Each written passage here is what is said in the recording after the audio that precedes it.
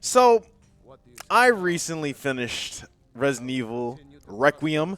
I gave it about like 2 weeks before I started talking about it. I think it's been 2 weeks, right? Or like a week and a half, something like that. But now I think it's time to talk about this. And most of all, I want to talk about the issues with this game. I have three main concerns that are just, honestly, they make or break the game. And I'm letting you know right now, they are not making it.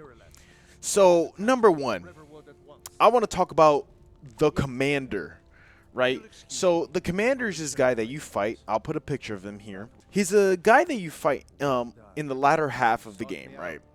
Now, when you beat him, you get this item.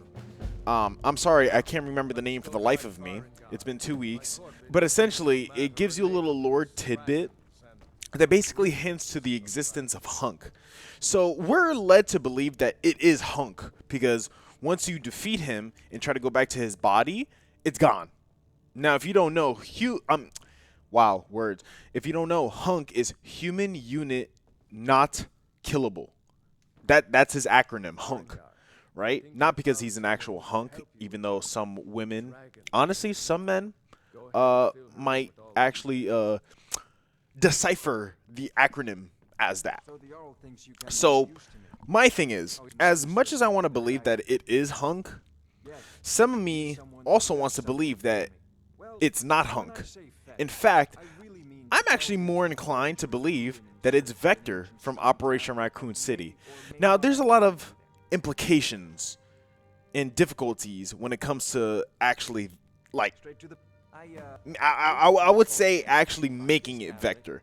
Because one, you kind of like have to half canonize Operation Raccoon City. I mean, then again, like Hunk Squad does exist. I mean, we saw him go into Raccoon City with a squad.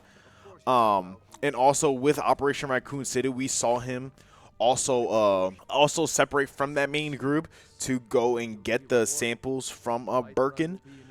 But my thing is that I believe it's Vector, not because of anything specific wise. Like, I wouldn't say he outright said his name was Vector or Hunk, but I think because it's not Hunk, that it is Vector, because the only other time that Vector has been, I guess you could say, hinted towards is Operation Raccoon City, which not a lot of people played it, and in fact, not a lot of people liked. But I did. I thought it was fun. I mean, it's a co-op Resident Evil, right? 5 and 6 were amazing. I loved those games, especially 6. Like, that was fun to play with my girlfriend. But it was a co-op that you could play with up to 4 people, right? The game consisted of you basically doing a co-op campaign just like any other co-op like 5 and 6. And then you can also play 4v4 versus environment. So it was a PvPvE campaign style multiplayer.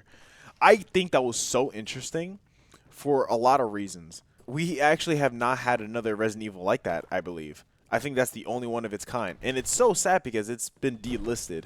So the only way you can play is with illegal means, which honestly,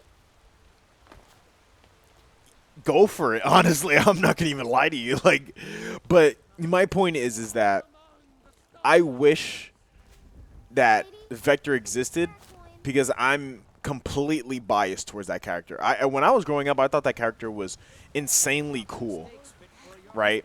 Because he's literally just Hunk, but with a hood. Hoods make characters extremely cool. I mean, just look at literally any character from Assassin's Creed before Odyssey. If that's the only way I could put it. So that's reason number one. I realized that it took 7.5 minutes to get through reason one. Reason number two, the mods. Where is the shirtless Leon mods? This is a very dire situation. We still do not have a shirtless Leon mod. In fact, I actually took the time out of my day to go through Nexus mod list, popular by, I might add, took off the adult content filter to show the adult content, and the closest thing I could find is this shirtless Leon mod.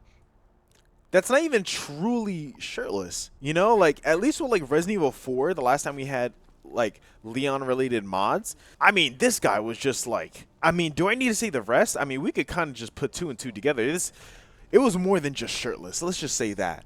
Like, he still has all his gear on. He even has like his coat on. What's the point? It defeating the whole entire purpose of it, you know, being shirtless. My third reason, which I think is the most important, and honestly, this game should be rated lower because of it. I would have to say, where is Hunnigan? I mean, she's that girl. We had her in Resident Evil 4. We had her in Resident Evil 6. Now, of course, that whole thing with Simmons going on in 6 might have traumatized her, and plus she's older now.